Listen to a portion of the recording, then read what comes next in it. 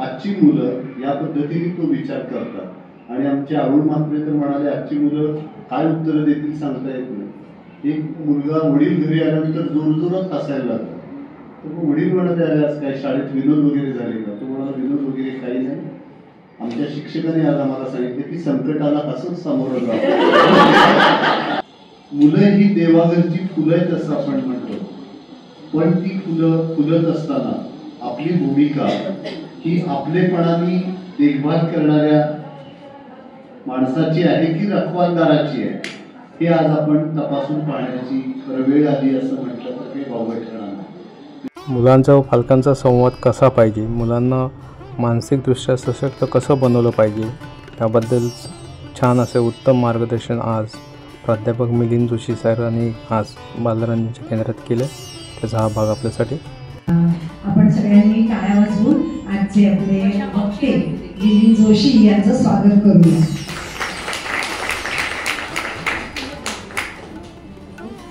मुलांचं सशक्त मानस विश्व असा थोडासा वेगळा आणि अतिशय इंटरेस्टिंग असा विषय आजच्या वक्त्यांचा आहे.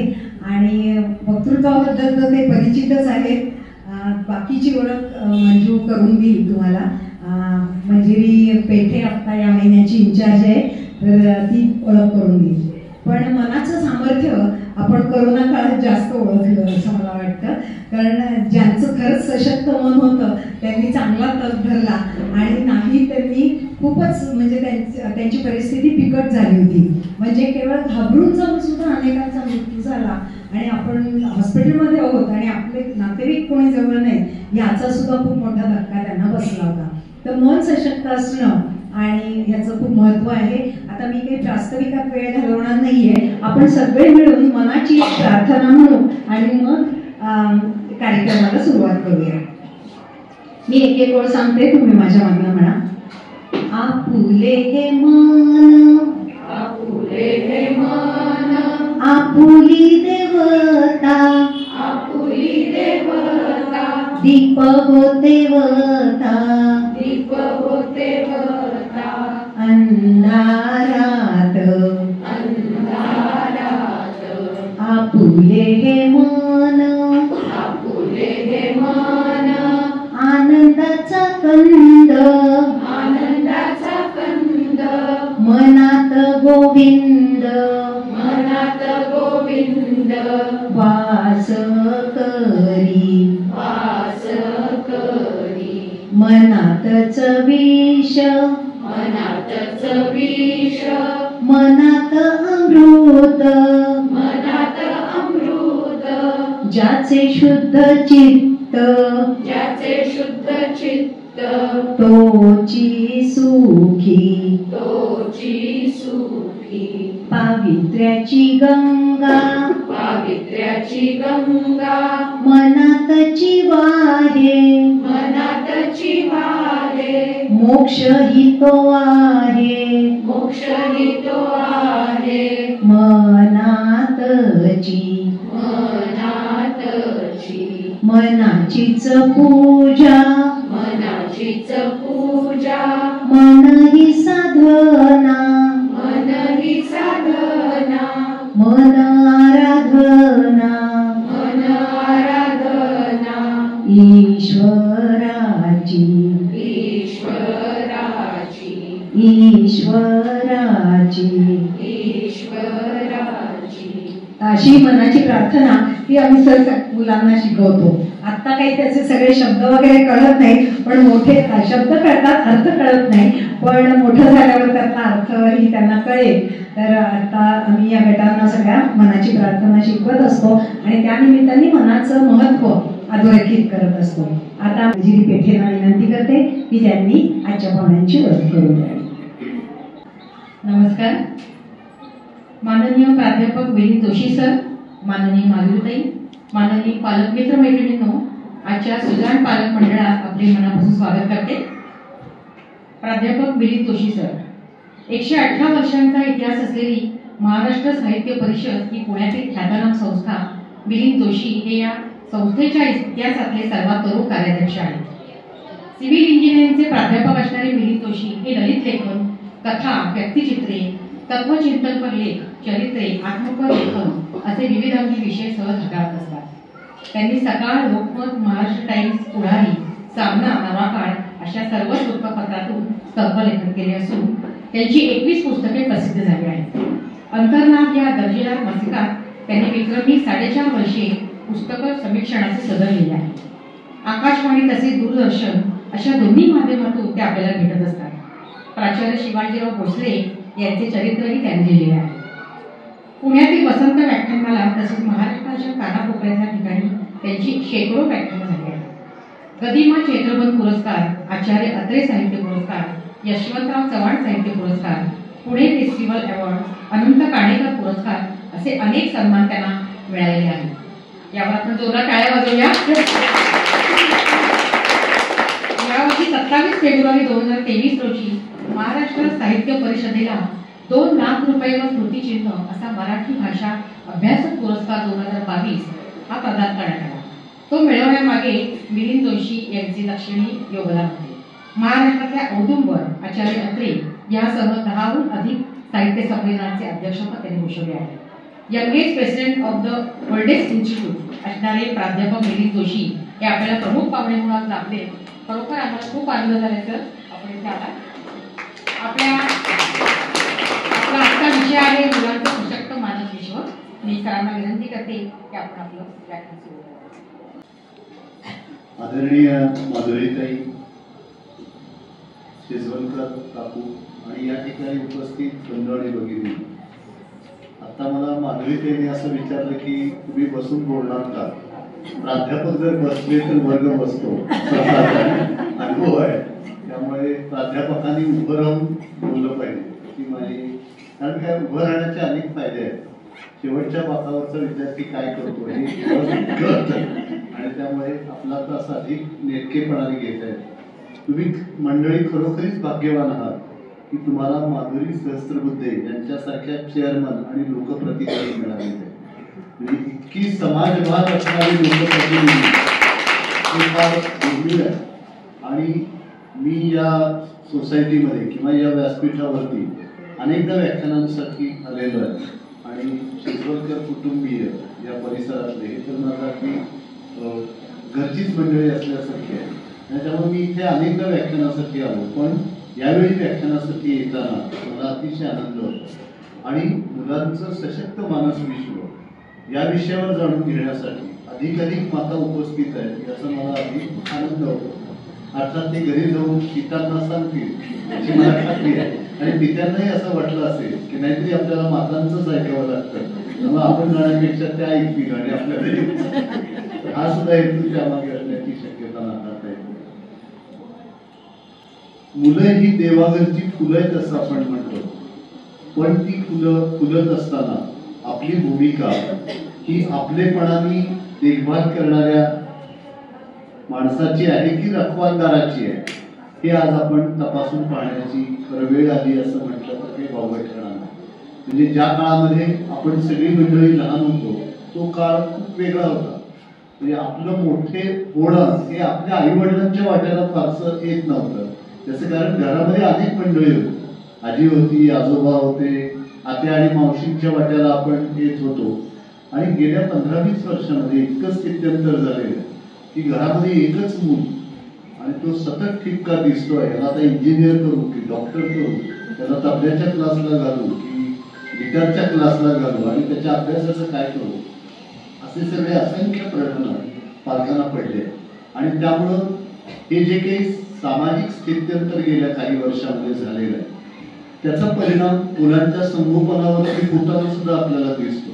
म्हणजे पूर्वी कुटुंबामध्ये मुलं सहज मोठी होत असत. माझ्या आई वडिलांना मी 4थ्या क्रमांकाचा किंवा माझे चुलत काका त्यांना तर 6 अपत्य, पण कधी ते थकलेले, दमलेले, मुलांवर वैतागलेले असे कधी पाहिले नाही. याचं कारण की मुलं वाढतायत आणि ती मोठी होत आहेत या गोष्टीकडे त्यांचं लक्ष होतं, पण इतकं बारकाईने लक्ष नव्हतं की मुलांचं लक्ष त्या वाढण्याकडे वेधलं जाईल. आज एकूणच सगळी ती जी परिस्थिती बदलली आहे त्या पार्श्वभूमीवरती आज आपल्याला पालकत्वाचा नव्याने विचार करावा लागतोय. अशी एकूण सगळी परिस्थिती निर्माण झाली.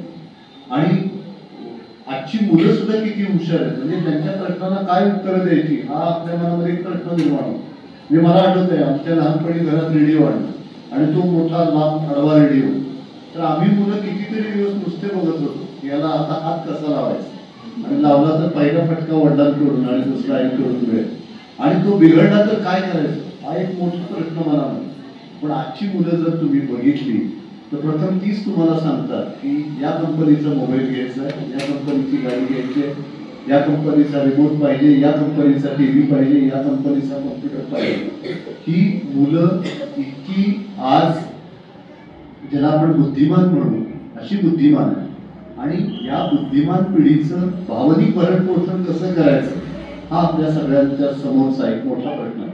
ही मुलं काय प्रश्न विचारतील ते सांगता येत नाही. मी आमच्या इमारतीच्या टेरेसवरून खाली मिरवणूक पाहतो, गणपतीची मिरवणूक चाललेली आहे, आणि एक आमच्या सोसायटीमधला मुलगा आला आणि तो म्हणाला, सर तुम्ही एवढे प्राध्यापक, माझ्या एका प्रश्नाचं उत्तर द्या.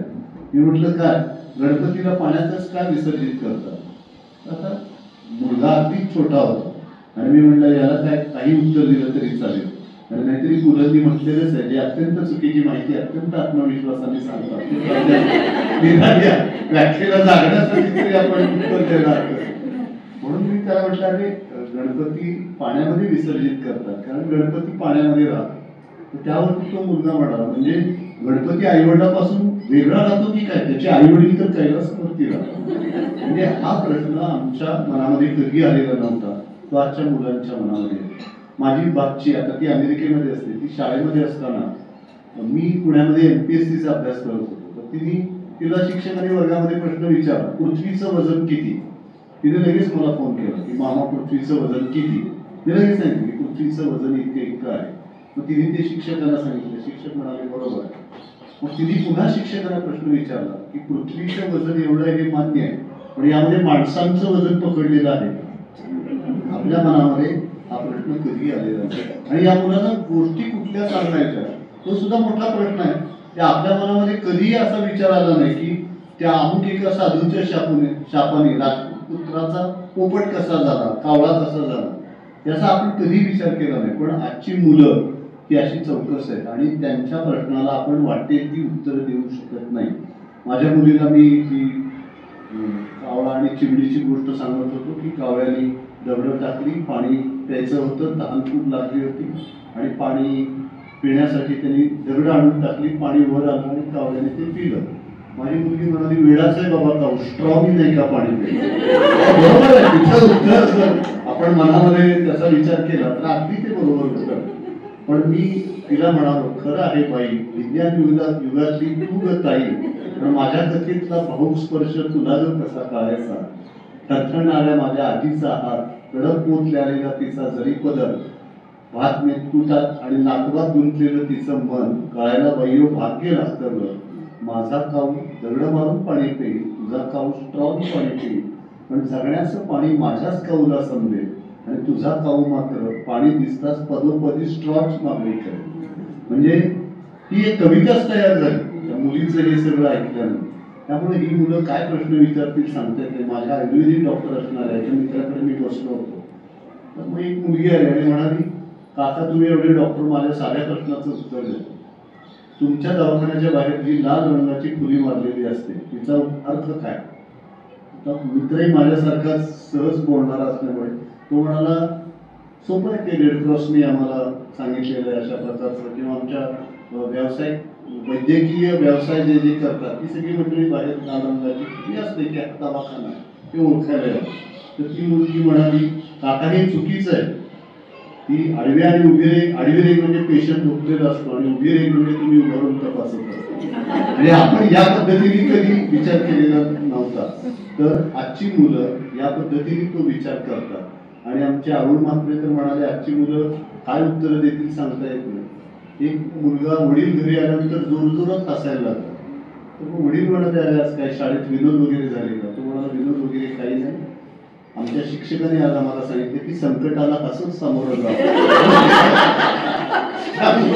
तुम्ही आल्यानंतर मी हसायला सुरुवात. तर अशी ही सगळी मुलं आहेत आणि यांना कसं घडवायचं हा एक मोठा प्रश्न आपल्याकडे आहे. आणि असं जसं अमुक एक क्लास ब्युटी पार्लरचा क्लास आहे की त्या क्लासमध्ये जा आणि मग सौंदर्य प्रसाधनं कशी वापरावी, सुंदर कसं दिसावं, त्याचा कोर्स करता येतो. MBA ला गेलात की तुम्ही मॅनेजमेंट शिकता येतं. तसं पालकत्वाचं काय, पालकत्वाचा असा आता मी पालकत्वाचा कोर्स करण्यासाठी जातोय असं काही म्हणता येत नाही. म्हटलं तर असं होण्याची फार मोठी शक्यता आणि आपल्याकडे तर ऐकवलं जातं 2 मुलं झाली तरी अक्कल आली, ही खरं आयुष्यभर येत नाही, हा वेगळा त्यातला.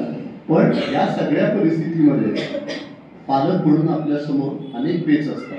पण आपण एक गोष्ट लक्षात ठेवली पाहिजे की मुलांच्या जडणघडणीमध्ये 3 गोष्टी फार महत्वाची भूमिका बजावत असतात. एक म्हणजे आई.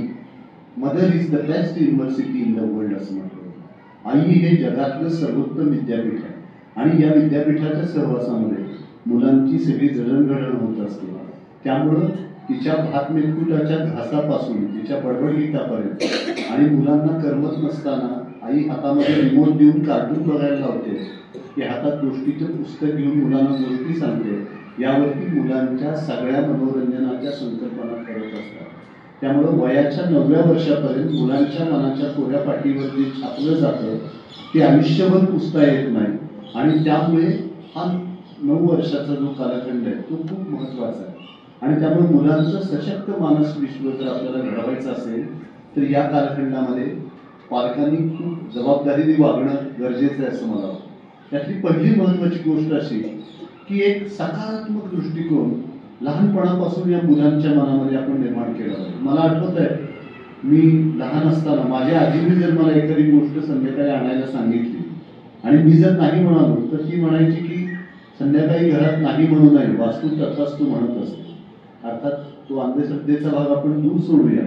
पण इतक्या वर्षानंतर मानसशास्त्राचा अभ्यास केल्यानंतर माझ्या असं लक्षात येतं की सकारात्मक विचारांचं एक बीज माझी आजी माझ्या मनामध्ये रोवत होती की नाही, तुम्ही नाही म्हणू नका, होय म्हणा, मी करेन. आपल्याकडे काय असतं, मला अमुक एक गोष्ट होणारच नाही असं आपण म्हणतो, पण आपण ती करू शकू, ती जमेल, तिच्यासाठी प्रयत्न करायला काय हरकत आहे.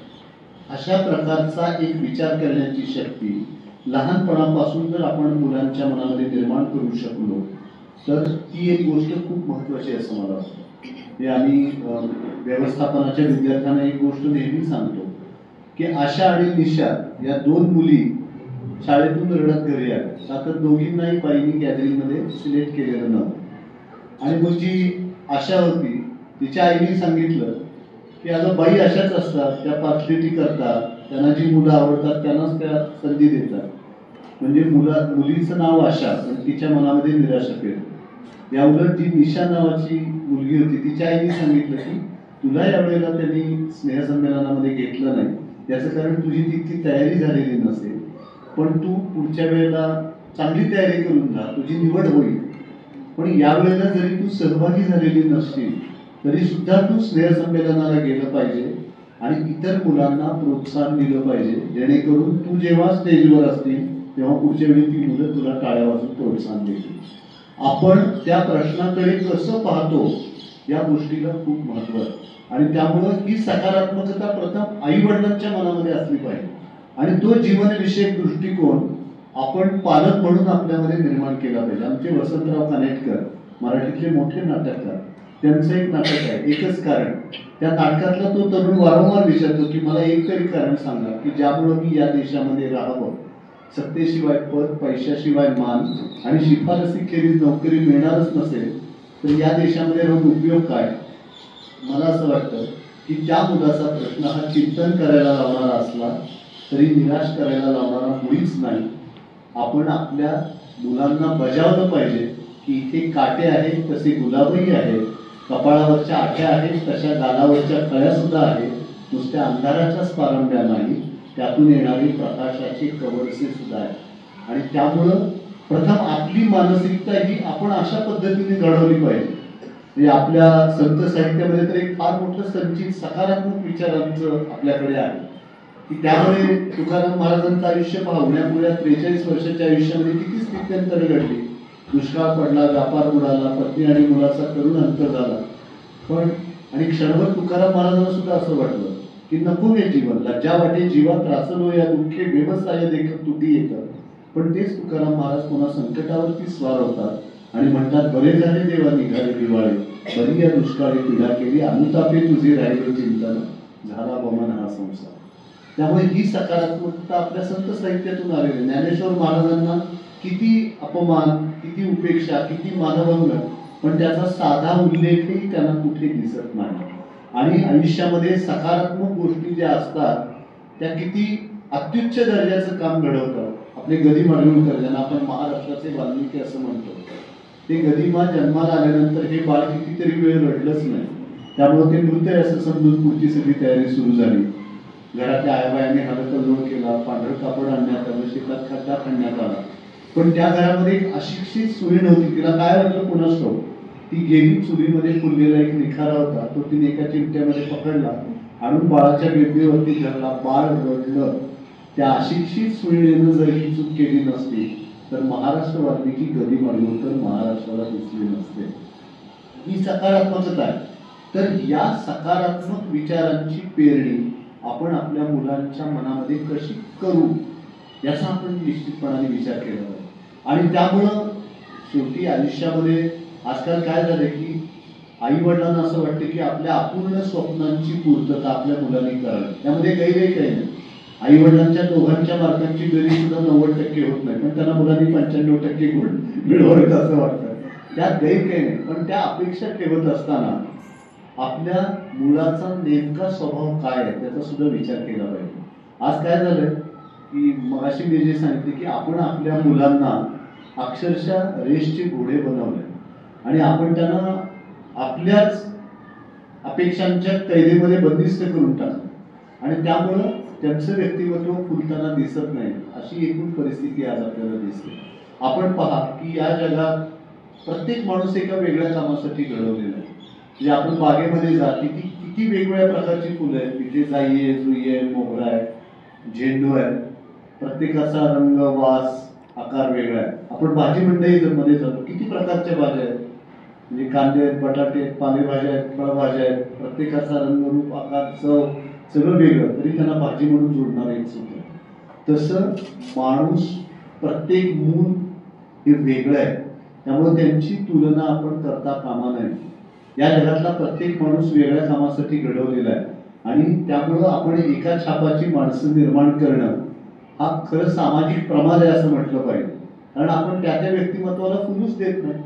म्हणजे एका राजाची गोष्ट मी नेहमी आवर्जून सांगतो की एका राजाला काही अधिकारी नेमायचे होते आणि मग त्यांनी गावात दवंडी पिटवली की जे कोणी इच्छुक आहेत त्यांनी यावं. आणि मग गावातून एक 15-20 मुलं आली, तरुण मुलं. आणि ती मुलं आल्यानंतर मग राजाने सांगितलं यांची लेखी परीक्षा घ्या, यांची तोंडी परीक्षा घ्या, यांची शारीरिक चाचणी घ्या. आणि त्यातून 4 तरुण निवडण्यात आले. मग प्रधानजी म्हणाले की अहो यांना आता कामावर रुजू करून घेऊ का? तर राजा म्हणाला नाही, मला यांची परीक्षा घ्यायची. आणि मग राजाने आदेश दिला की या 4ही तरुणांना 4 खोल्यांमध्ये बंद करा आणि 4 दिवस उपाशी ठेवा. तर प्रधानजी म्हणाले अहो व्यवस्थापन शास्त्र खूप पुढे गेले हे आम्हाला माहिती आहे, पण इतक्या क्रूर पद्धतीने तुम्ही त्यांची मुलाखत घेणार आहात का? तर राजा म्हणाला हो, मला याच पद्धतीने त्यांची मुलाखत घ्यायची. आणि मग राजाच्या आदेशाप्रमाणे त्या 4ही तरुणांना 4 दिवस उपाशी ठेवण्यात आलं, 4 खोल्यांमध्ये बंद करण्यात आलं. 5व्या दिवशी राजाने आदेश दिला की आता प्रत्येक खोलीमध्ये एक जेवणाचं ताट आणि ज्याच्याकडे बघितल्यानंतर भीती वाटेल असे एक कुत्रा आतमध्ये सोडावा. आणि मग पहिल्या खोलीमध्ये ते जेवणाचं ताट आणि कुत्रं नेण्यात आलं. तर पहिल्या खोलीतला जो तरुण होता त्याने जेवणाचं ताट हे कुत्र्यासमोर ठेवलं आणि तो देवाची भक्ती करायला लागला. राजा म्हणाला आपल्या अध्यात्म विभागामध्ये घ्या, हा त्यासाठी योग्य. दुसऱ्या खोलीमध्ये ते जेवणाचं ताट नेण्यात आलं. तर दुसऱ्या खोलीचा तरुण स्वतःही खात नव्हता आणि कुत्र्यालाही खाऊ देत नव्हता. राजा म्हणाला आपल्या अर्थव्यवहार खात्यामध्ये घ्या, स्वतःही पैसे खाला आणि दुसऱ्याला खाऊ देणार. तिसऱ्या खोलीमध्ये ते जेवणाचं ताट आणि कुत्रं नेण्यात आलं. तर तिसऱ्या खोलीतला तरुण कुत्र्याला मनोभावे भरवत होता. राजा म्हणाला आपल्या मुलपाक खाण्यामध्ये, कॅन्टीन मध्ये घ्या, उत्तम पदार्थ बनले. 4थ्या खोलीमध्ये ते जेवणाचं ताट आणि कुत्रं नेण्यात आलं. तर 4थ्या खोलीतला तरुण अक्षरशः कुत्र्याच्या उरावरती बसून खात होता. राजा म्हणाला आपल्या सिक्युरिटी डिपार्टमेंटला घ्या, हा त्याच्यासाठी योग्य. त्यामुळं पाडगावकरांची एक फार सुंदर कविता आहे. मोर धुंद नाचतात म्हणून आपण का सुंदर व्हावं, कोकिळ सुंदर गातो म्हणून आपण का खिन्न व्हावं, प्रत्येकाचं वेगळेपण असतं रे, आपण तुलना करायची नसते रे, प्रत्येकाच्या आत एक फुलणारं फूल असतं, प्रत्येकाच्या हात एक खेळणारं मूल असतं. फुलणाऱ्या या फुलासाठी, खेळणाऱ्या त्या मुलासाठी चिवताई चिवताई दार उघड. मला वाटतं की पालकांचं काम हे मुलांचं अंतरंग समजून घेणं आणि त्याला आकाशात भरायला घेण्यासाठी ही एक खिडकी मोकळी करून देणं हे पालकांचं खरं काम आहे. आणि त्यामुळं अपेक्षांचं ओझं म्हणजे आजकाल काय झालं की मुलांची प्रत्येक गोष्ट आम्ही करणार आहोत. म्हणजे गृहपाठ करण्यापासून प्रोजेक्ट करण्यापर्यंत आणि त्याला मुलगी शोधून देण्यापासून त्याची मुलं सांभाळण्यापर्यंत प्रत्येक गोष्ट पालकाला करायची आहे. आपण एक गोष्ट लक्षामध्ये ठेवा की खूप झाडाला पाणी घातलं तर रोग कुसतं आणि खूप प्रेम मुलाला पंगू बनवतं. आणि त्यामुळे आपण आपल्या प्रेमाचा आणि अपेक्षांचा कडेलोट करत नाही ना, याच्यावरती मुलांची सगळी मानसिकता ठरत असते आणि त्याचा आपल्याला खूप गांभीर्याने विचार आज करावा लागणार. म्हणजे एक काळ असा होता की ज्या काळामध्ये आपण परीक्षेतले गुण म्हणजे गुणवत्ता याचा विचार करत होतो आणि ज्यांना परीक्षेमध्ये चांगले गुण मिळायचे त्यांना आपण हुशार विद्यार्थी म्हणून त्यांचा विचार करत होतो. तसे आपण सगळे मार्क्सवादी आहोत. म्हणजे आपल्याला परीक्षेमध्ये मुलांना अधिकाधिक मार्क्स मिळाले की आपल्याला आनंद होतो.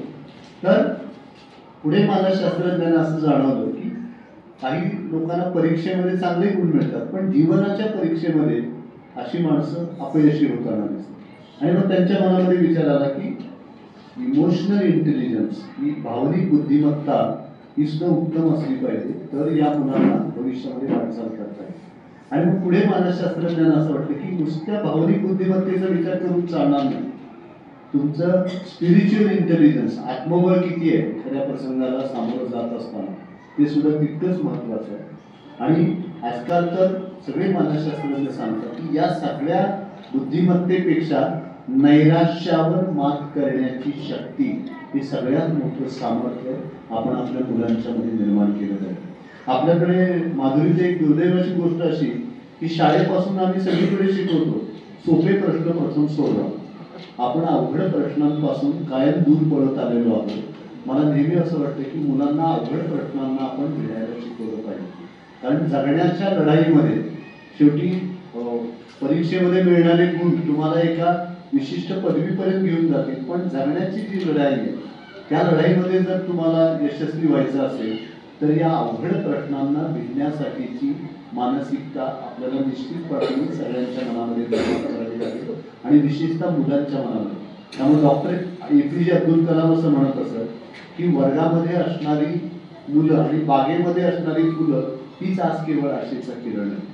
आणि त्यामुळे या मुलांच्यावरती केवढी आक्रमण आहेत आपण पहा. अगदी त्यांची जीवनशैली पहा. मी माधुरी त्यांचा आल्या आल्या या ठिकाणी प्रथम कौतुक केलं. याचं मुख्य कारण म्हणजे आज इतकं सुरेख खेळाचं मैदान कुठल्याही पुण्यातल्या सोसायटीमध्ये असेल असं मला वाटत नाही. आणि तुम्ही ते अनेकांचे डोळे असताना टिकून ठेवलं याचा मला फार आनंद होतो. म्हणजे पुण्यामध्ये याच्यावर फार डोळा आहे. इतकं काय चांगलं आहे खाण्याचं आणि कुठली जागा रिकामी आहे यावरती पुणेकरांचा फार डोळा असतो.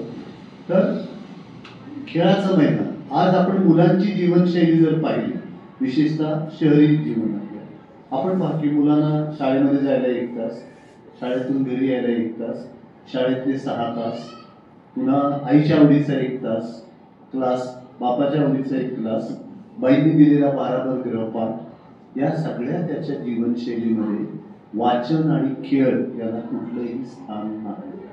आणि पुन्हा आई वडील दोघेही नोकरी आणि करिअरच्या चक्रामध्ये अडकलेले. अशा वेळी मुलांचं भावनिक भरणपोषण करण्यासाठी घरामध्ये आजी आजोबांच्या रूपाने माणसं असेल ती आज नाहीये. काळाचं एक अपत्य म्हणून आपल्याला ते स्वीकारावं की. आणि दुसरं प्रायव्हसी नावाच्या संकल्पनेचा जो एक कडेलोट झालेला आहे की मुलांच्या रूममध्ये जाताना सुद्धा त्यांचा दरवाजा वाजूनच मग त्यांच्या खोलीमध्ये गेलं पाहिजे.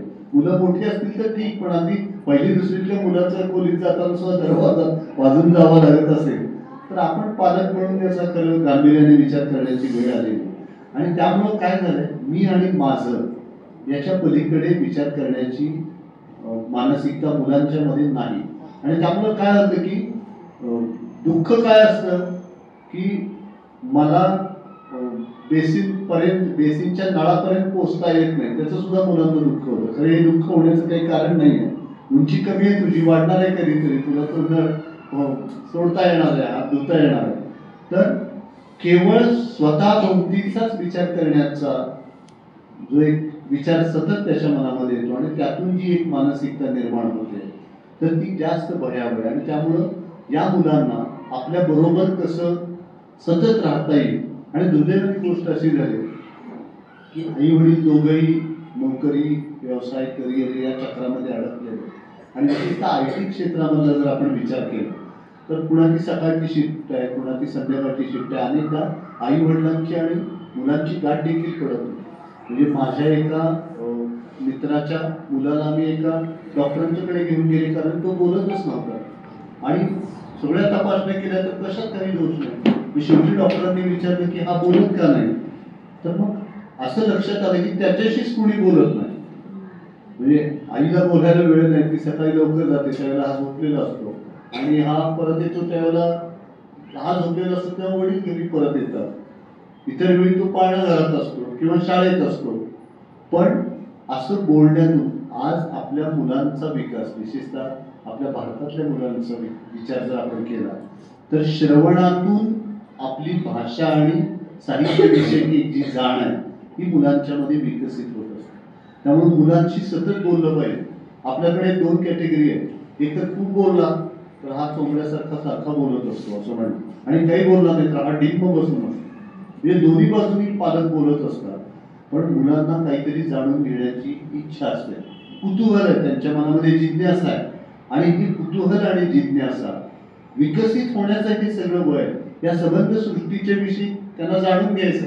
आणि मग तुम्हाला आवडणार नाही असे प्रश्न मुलांनी विचारू नये यासाठी तुम्ही त्या गोष्टी पाहूच नका ना त्यांच्या समोर, की जे तुम्हाला अवघड असे प्रश्न मुलं जर तुमच्या समोर तुम्हाला विचारत असतील तर ते आपल्याला कसं टाळता येईल त्याचा आपल्याला विचार करावा लागेल. पण मुलांशी बोलणं हे खूप महत्वाचं आहे.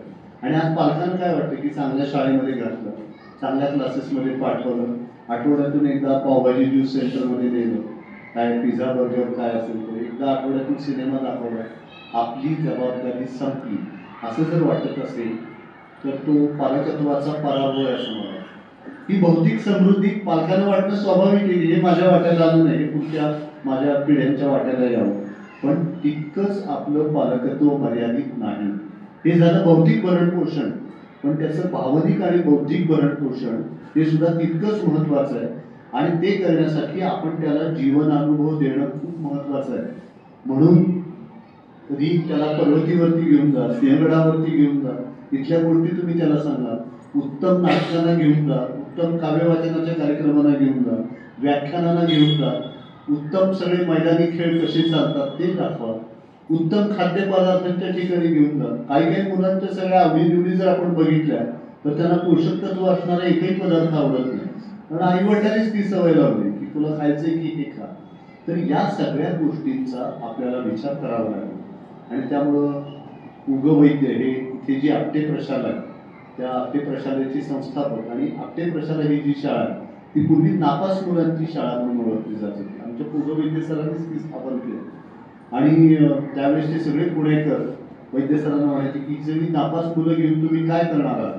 कारण एखादा मुलगा एखादी इयत्तेमध्ये सलग 3-4 वर्ष नापास झाला की त्याला शाळेतून काढून टाकत असेल. त्यांनी गॅदरिंगमध्ये अंडी किंवा दगड फेकली त्याला शाळेतून काढून टाकतात. ती सगळी गावावरून ओवाळून टाकलेली मुलं वैद्य सरांनी घेतली आणि ते आपले प्रशाला सुरू केले. तर एका पुणेकरांनी विचारले की सगळी नापास मुलं घेऊन तुम्ही काय करणार आहात. तर वैद्य सरांनी दिलेलं उत्तर खूप महत्वाचं आहे. वैद्य सर असं म्हणाले, सोन्याला चकाकी कोणीही आणून दाखवू शकतो, मला कुठलाही दाखवू द्या मी त्याचं सोनं करून दाखवतो. मला वाटते ही सकारात्मकता ही शिक्षकांच्याकडे सुद्धा असली पाहिजे. आणि त्यामुळं आपली मुलं अधिक जीवन सन्मुख कशी होतील या दृष्टीनं आपण प्रयत्न केला आणि त्यातूनच त्यांचं एक सशक्त मानस विश्व निर्माण होणार. आणि म्हणून पहिली महत्वाची गोष्ट की त्यांचं शारीरिक भरण पोषण तर महत्वाचं आहे. आपल्या मुलांची तुम्ही दिनचर्या त्याचा खूप गांभीर्याने विचार करा की आपली ही मुलं हा उठतो, हा आंघोळ करतो, हा शाळेला जातो, हा आल्यावर क्लासला जातो, त्यांनी घावीपर्यंत व्यायाम केलाय का, त्याला भूक कशी लागेल, आता ताट दिलं तरी याला खावंसं वाटत नाही. हे असं का होतं. ते इथं मैदान आहे, आपण त्याच्याबरोबर या, किंवा कुणीतरी, आता तुम्ही या भागातली म्हणले तर खरोखरीच भाग्यवान आहे. मुलांनी 3-4 फेऱ्या मारल्या तरी खूप एक त्यांच्या अंगामध्ये ऊर्जा येऊ शकते.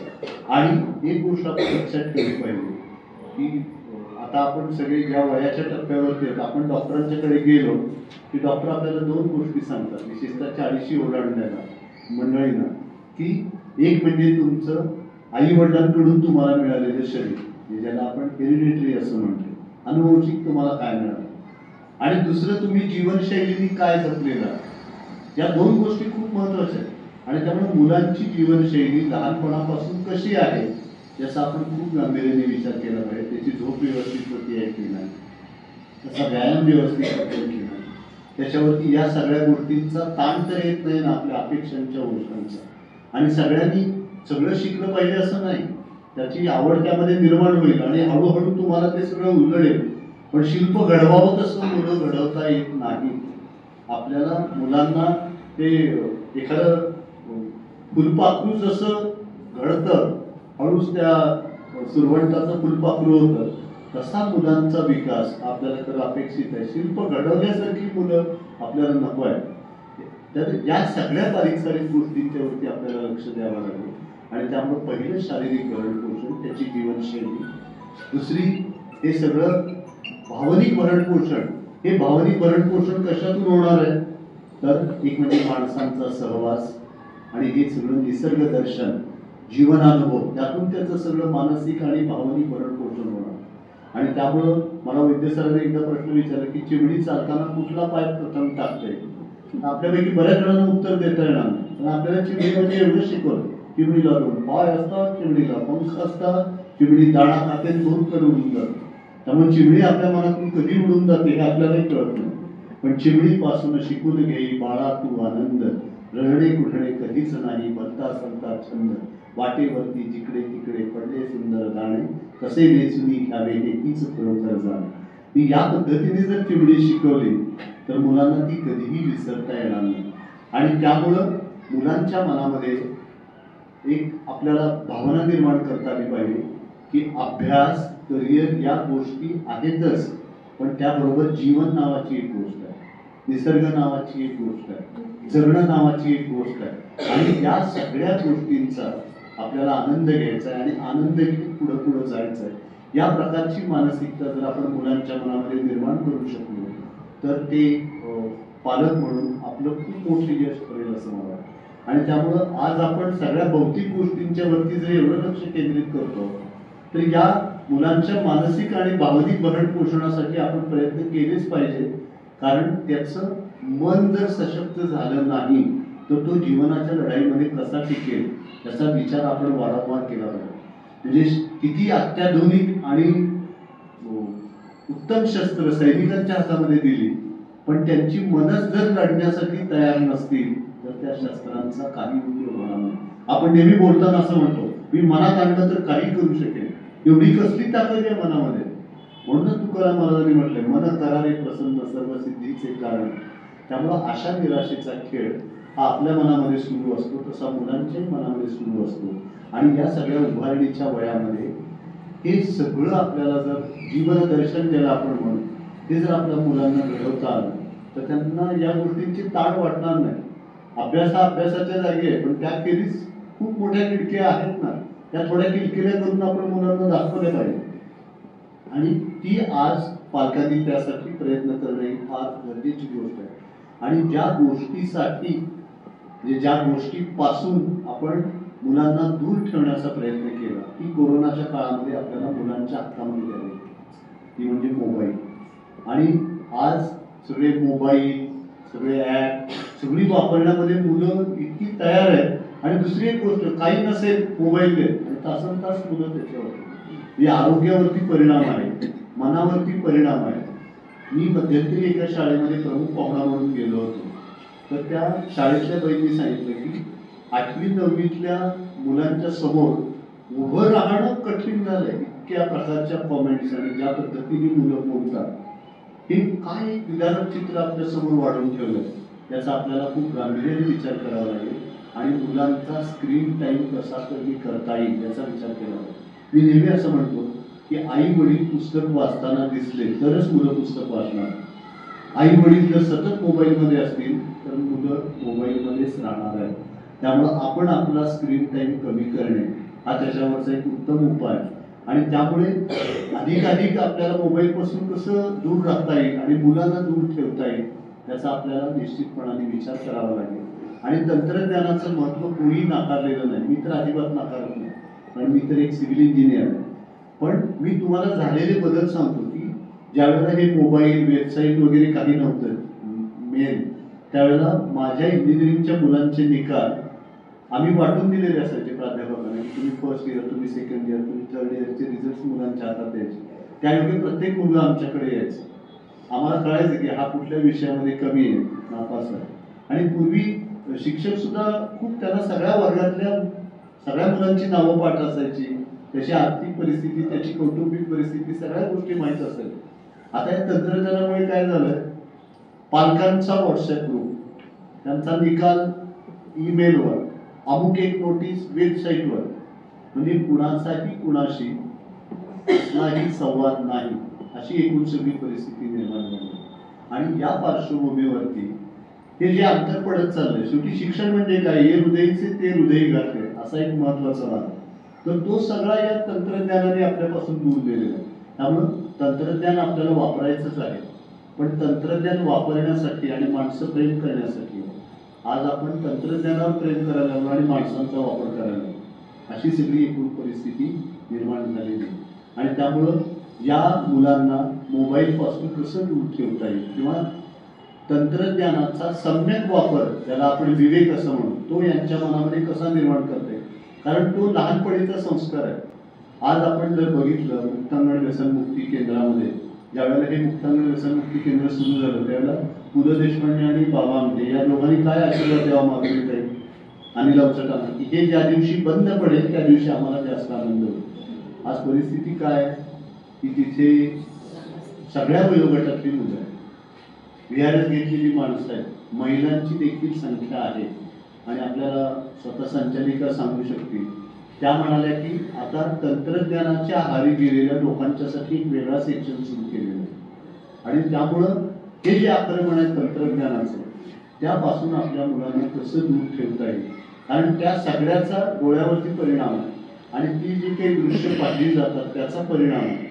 ते सगळं क्रौर्य जे काय सगळं आज आपण पाहतो मोठ्या प्रमाणावरती, तर त्या सगळ्याचे खूप मोठे पडसाद, म्हणजे अमेरिकेमध्ये वर्ल्ड ट्रेड सेंटरवरती हल्ला झाला त्यावेळेला राष्ट्राध्यक्षांनी त्यांच्या प्रथम सांगितलं की मुलांना TV दाखवू नका, कारण या सगळ्या अशा विघातक प्रसंगाच्या छटा जर त्यांच्या मनामध्ये लहानपणीच उमटल्या गेल्या तर त्यांच्या मनामध्ये जे नैराश्य येईल त्यापासून त्यांना दूर करणं हे फार कठीण होणार. आणि त्यामुळे इतक्या बारीक सारीक गोष्टींचा विचार हा आपल्याला निश्चितपणाने करावा लागणार आहे.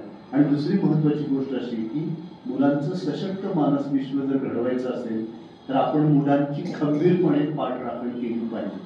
आणि बरोबर असताना तर ती करेलच, पण त्यांचं जे चुकण्याचं वय आहे त्या चुकण्याच्या वयामध्ये मी चुकलो तरी माझ्या घरातली मंडळी मला समजून घेतात आणि माझी पाठराखण करतात, हा जर संस्कार मुलांच्या मनामध्ये झाला तर ते चुका करणार नाही. आणि दुसरी गोष्ट म्हणजे त्यांना वाईट मार्गाला लागण्याची जी शक्यता असते की आई राबवती म्हणून अमुक एक गोष्ट करायची, वडील राबवती म्हणून अमुक एक गोष्ट करायची, तर त्या गोष्टीपासून ती दूर जाते. आणि त्यामुळं मुलांवर नुसतं प्रेम करता कामा नये, तर ही काळाने उभी केलेली ती संकट आहे त्यामध्ये त्यांना कसं जपता येईल आणि ते जपत असताना ही संकट तर आपण थोपवू शकणार नाही, पण त्याला सामोरं जाण्यासाठी त्यांना कसं सशक्त करता येईल अशा 3 पातळ्यांवरती आपल्याला पालक म्हणून हा विचार करावा लागणार आहे. आणि त्यामुळं आपण आपली जीवनशैली, मुलांची जीवनशैली आणि हे जे 3 भाग मी सांगितले की शारीरिक भरणपोषण, मानसिक भरणपोषण आणि भावनिक भरणपोषण. मानसिक भरणपोषणासाठी ही सकारात्मकतेची ऊर्जा त्याला आपण दिली पाहिजे आणि भावनिक भरणपोषणासाठी हे सगळं जे जीवन दर्शन आहे की ज्यातून एक निखळ आनंद मिळू शकतो तो आपण दिला पाहिजे. आम्ही तर ज्या ज्या शाळांमध्ये व्याख्यानासाठी जातो तिथे शिक्षकांना एक गोष्ट आवर्जून सांगतो की एका प्रश्नाचं एकच उत्तर असू शकतं, हा संस्कार तुम्ही मुलांच्या वरती करू नका. एका प्रश्नाची अनेक उत्तरं असू शकतात, कारण गणितामधली जी अवघड प्रश्न असतात ना त्याची सूत्रामध्ये किमती टाकल्या की उत्तरं निघतात. जीवनातल्या प्रश्नांचं तसं नाही. त्यासाठी सगळी एका सूत्राने उत्तरं सुटतील असं नाही. त्यामुळे एका प्रश्नाची अनेक उत्तरं असू शकतात.